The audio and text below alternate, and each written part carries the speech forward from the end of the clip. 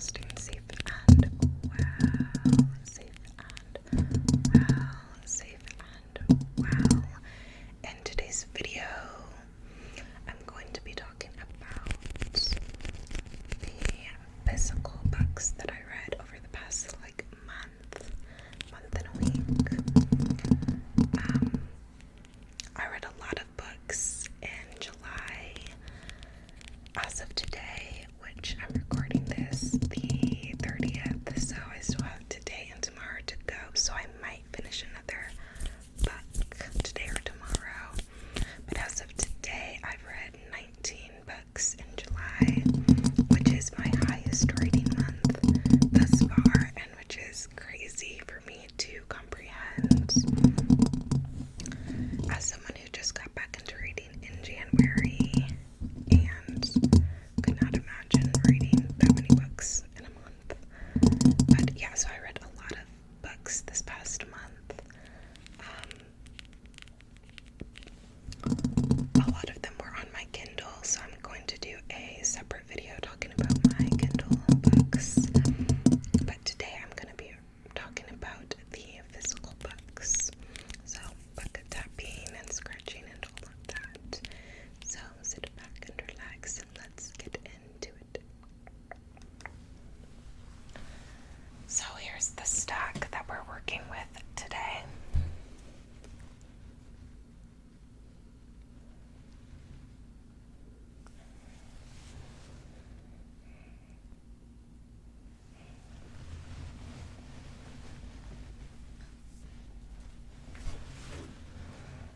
And a few of these might be from the last week of the previous month. I'm not sure.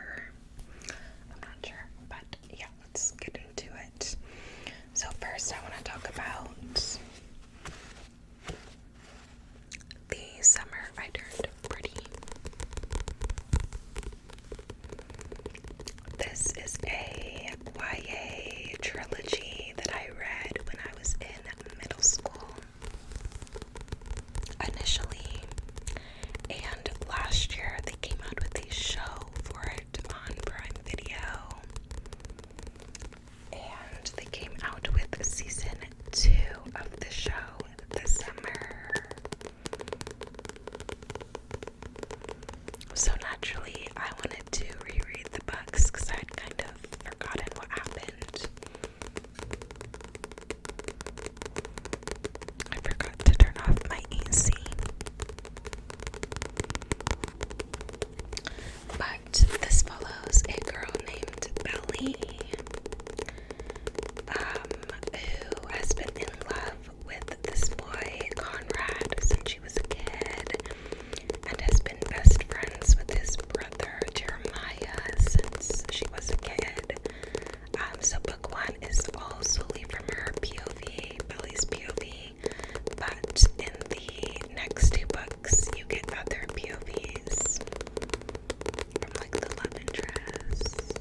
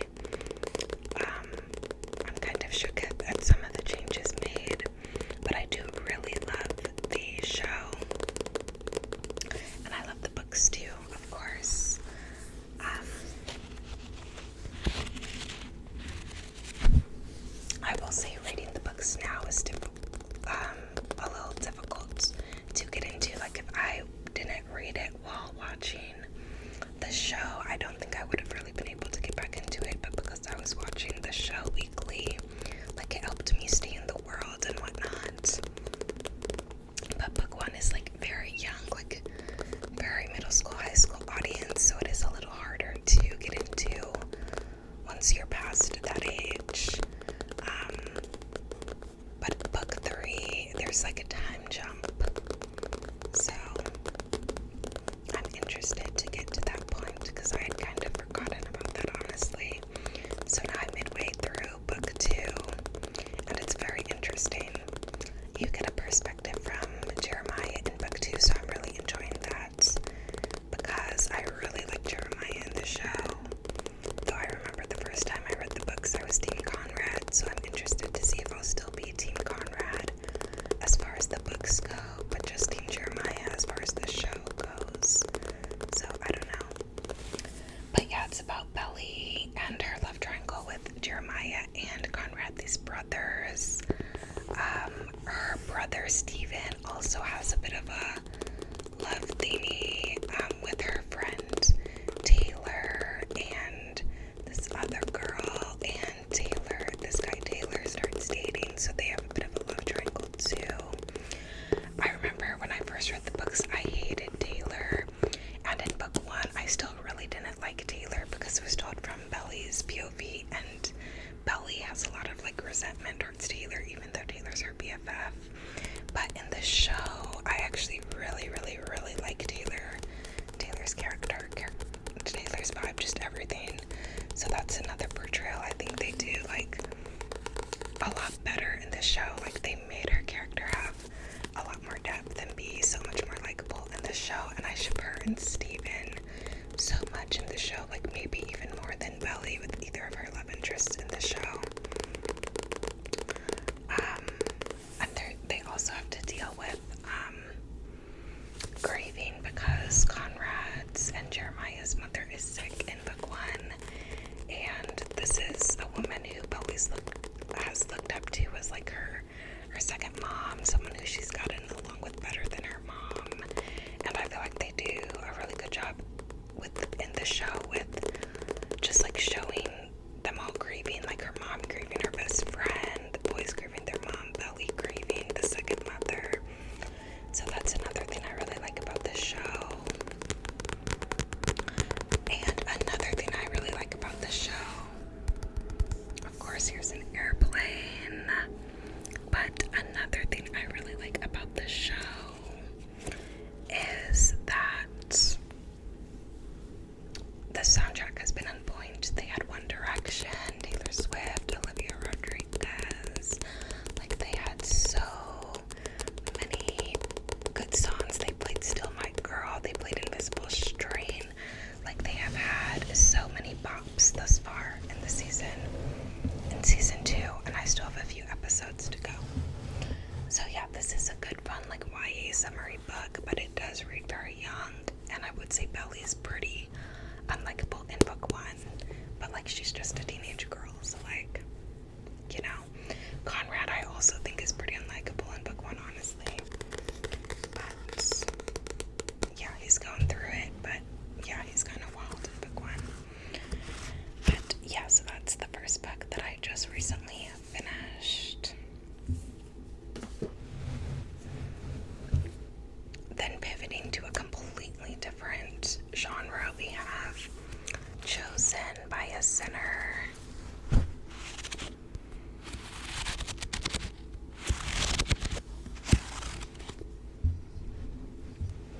And this is a dark romance that I actually read on my Kindle, surprise, surprise, but I liked it so much I had to get the physical copy.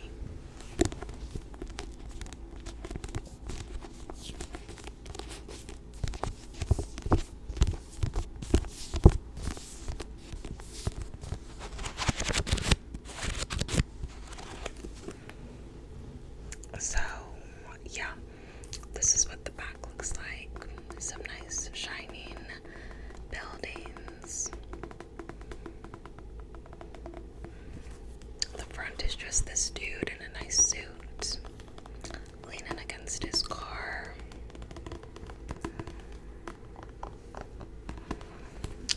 So this is like a mafia bratva romance.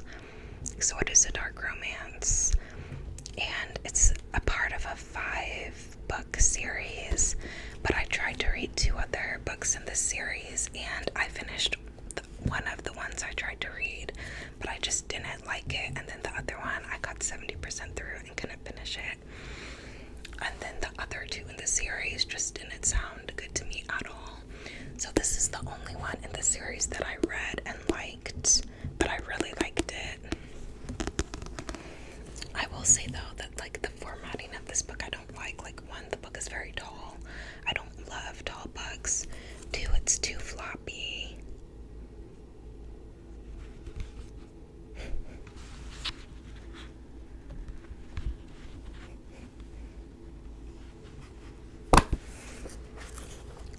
The pages are too like paper white, like printer paper white, and the font is like too big, which I like big font, but this just seems a little obnoxious. I don't know. So yeah, formatting wise, this book is not my favorite, but story wise I really enjoyed it, and I did read it on my Kindle like I said. But basically, this follows these 2 like mafia people, like this mafia guy, this bratva girl, and they're both like really good. They're like the best at what they do. He's like 35, she's like mid-20s or something, and they both are like obsessed with the other one, but don't know that the other one is obsessed with them, and don't think that the other one even like likes them. So they're always kind of like indifferent and kind of like snarky when they see each other, but they're actually like in love and obsessed with each other. And at the beginning of the book, it's the girl's birthday, so he goes with her and their mutual friend to celebrate her birthday in Vegas, and they drink. She gets drunk and she tells him she wants to marry him. And he goes along with it and pretends like he was drunk too, because he really wants to marry her. And he shooketh because he thought she never liked him, and now she's like confessing all these things. So they get married, and then he pretends like he was drunk and like he doesn't remember the things she said to him and all that. So it's very interesting, spicy. Why I really liked this book, apart from and above some other mafia books I've read, is because they were both really strong characters. Like a lot of times when I read mafia books, I feel like it's just like the guy is like an alpha male and the girl is kind of just collateral damage. They end up, you know, in some forced marriage or whatever, and the guy's all for it and the girl's not. And I'm just like I want the girls to have fight too. So what I really like in this one is like the girl is well known and legendary and really good at fighting and whatnot. You know, there's a point where she gets captured by somebody and she like fights, and you get to see how badass she is. So I like that she was such a strong character on her own, and that like she wanted to be with this guy, and yeah, that she was like his match in like every way. So I really liked that about this story. And then the family dynamics were cool too. Like she had a really good relationship with her parents. Like her dad and her mom were so supportive, and that was cool to see too. Again, a lot of times with like mafia romances, it's like the parents can be kind of like just treating their kids like collateral damage, like basically selling them off into marriage and whatnot. So I really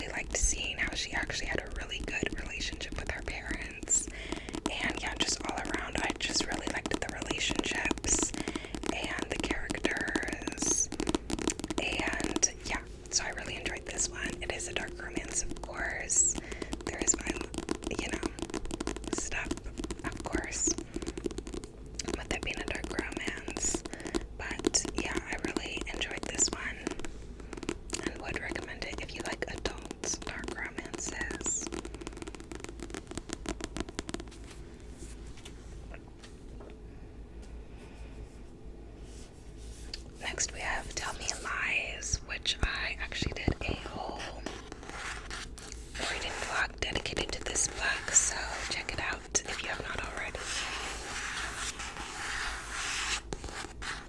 But yeah, this book I liked.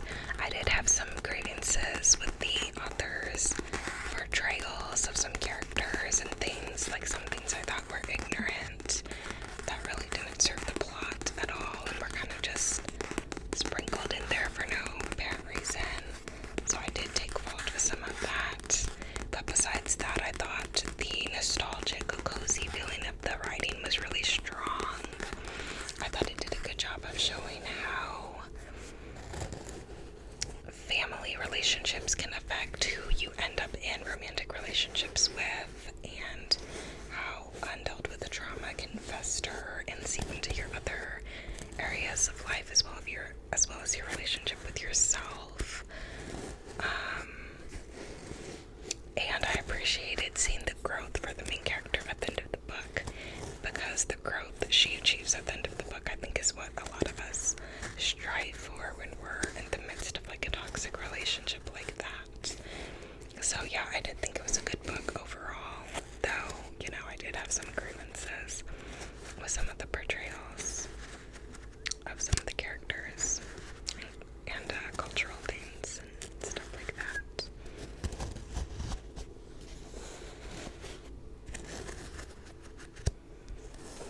This book I feel like is a good texture though. Good texture for page flipping, for scratchy tapping, for scratching. And I really like the gradient from red to pink, pink, pink, pink.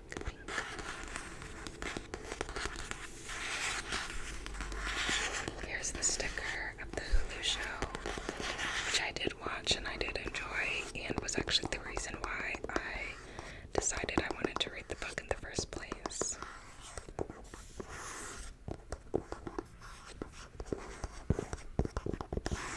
Spine tapping is always fun.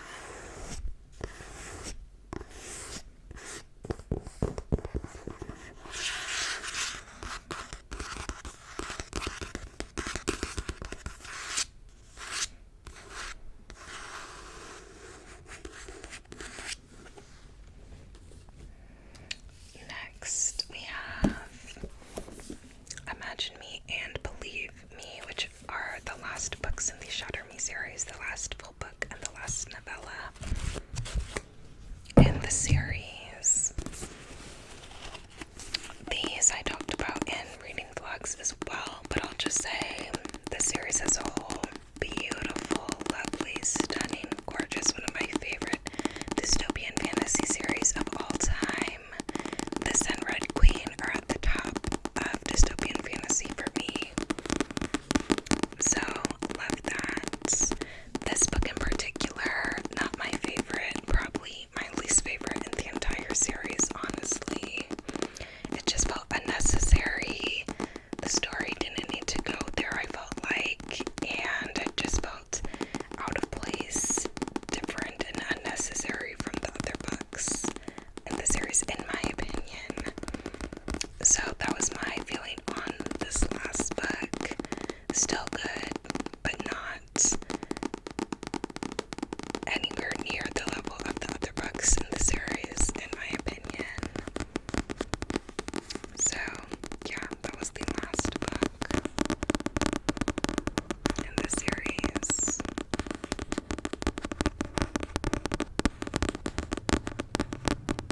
I really like this tapping too.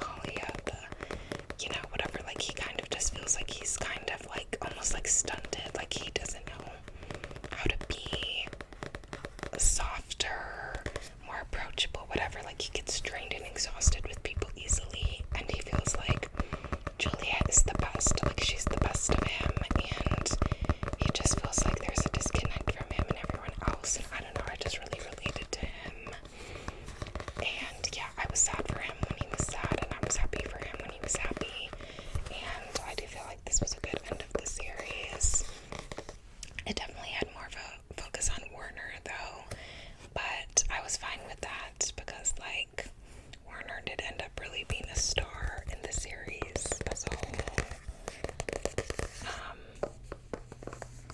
But yeah, still love him and Juliet for sure. Separate, together, you name it. So yeah, this was a cute novella and a cute end to the story. Then we have Dr. Jekhyl and Mr. Hyde. I have this tissue in here because this book, the edition I have, has other short stories in it as well. Which, if I count the other short stories I read, then I guess it would be 20 books for July. But so I have this tissue in here because there's still 2 short stories that I haven't read that is in this edition. But I read Dr. Jekhyl and Mr. Hyde. And then I've also read A Lodging for the Night, which is a short story in here. And then I also read The Body Snatcher, which is another short story in here. So Dr. Jekhyl and Mr. Hyde, I mean, it took me a while to get into. I do find it's pretty hard for me to get into classics these days.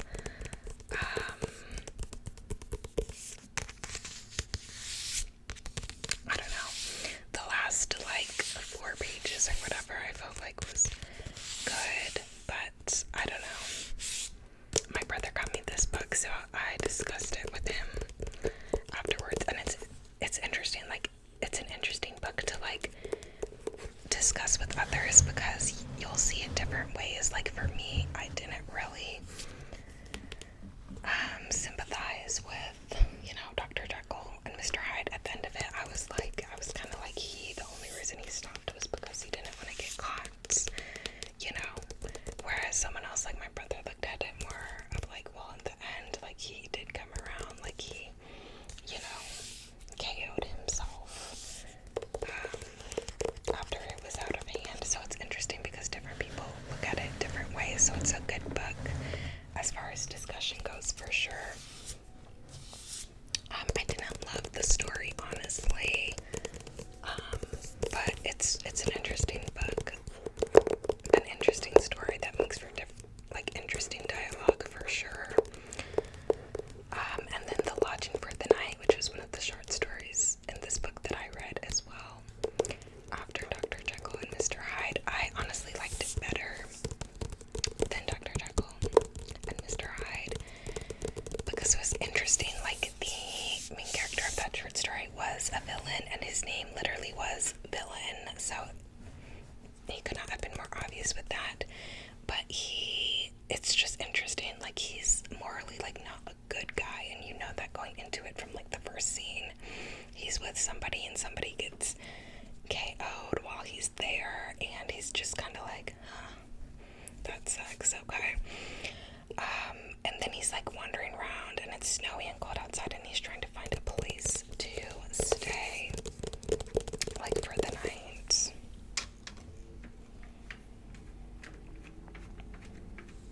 The line's bothering me.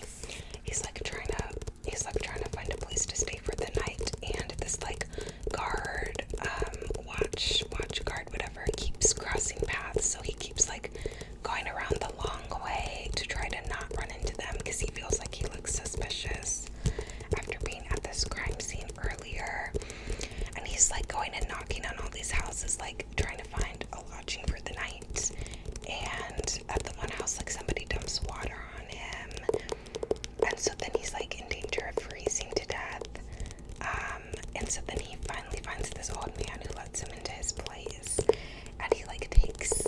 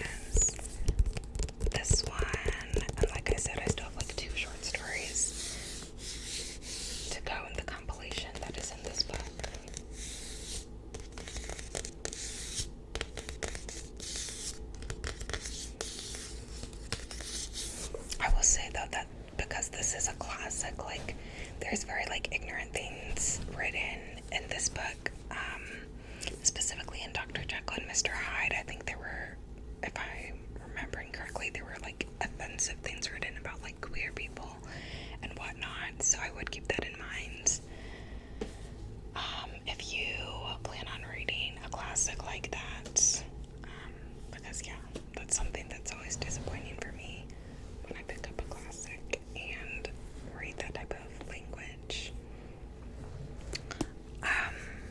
Next, The Ravens. I also talked about this in a reading vlog, but this is a young adult's paranormal fantasy story about a freshman in college and a junior in college. So some of the POVs follow the freshman, some of the POVs follow the junior.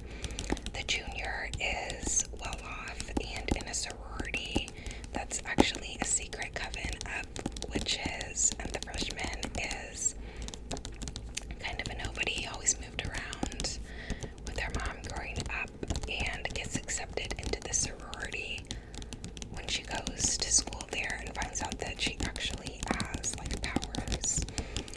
So it's interesting. It's a cozy little story. I really liked the coziness in the beginning of the book, detailing Vivi's first days at college, kind of being in awe of simple things like a guy showing her how to use a waffle maker, making friends, like all that. I thought was very nostalgic and cute, and I really enjoyed that.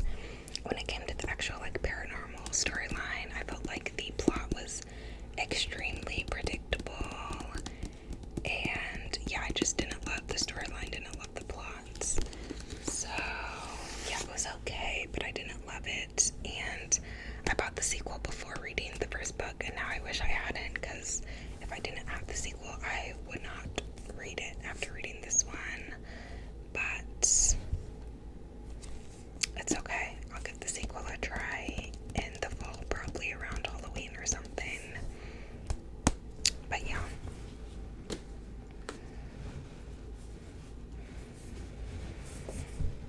Then we have the Hawthorne Legacy, which is the second book in the Inheritance Games books. There is a third one out, and a fourth one is coming out. I talk about this one in the same reading vlog as The Ravens, and this one again was just okay.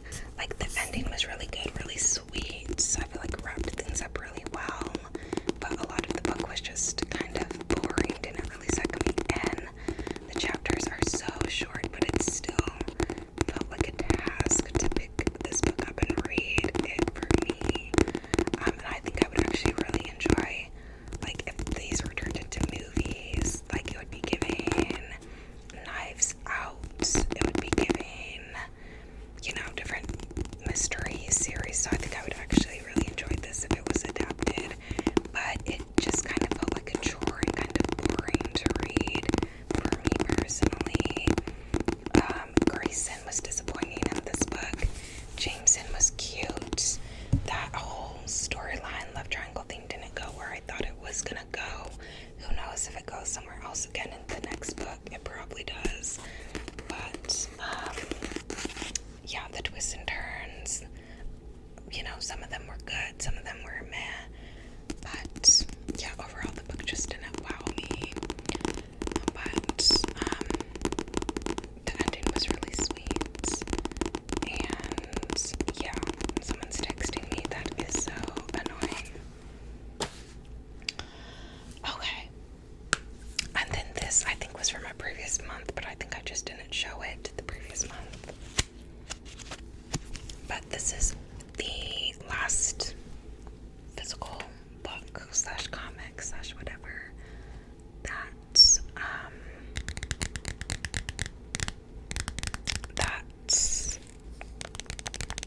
we'll talk about in this video. I'm, like, distracted because I keep seeing notifications of someone texting me. But yeah, this is a Darth Vador comic that I read not long ago. I'm pretty sure I didn't show it before. I don't know if I did. Awkward.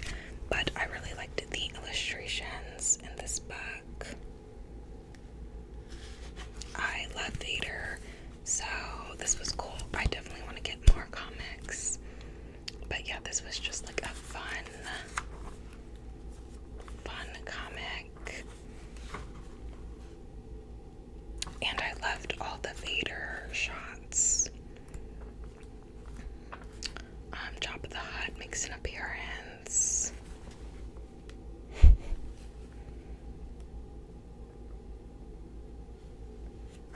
Oh my gosh, this person is so annoying. So the fight scenes were cool.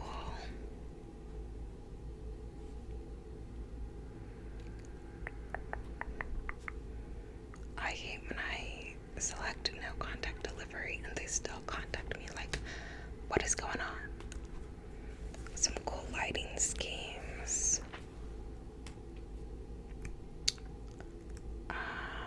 And yeah, I just really like the art for this book, for this comic book.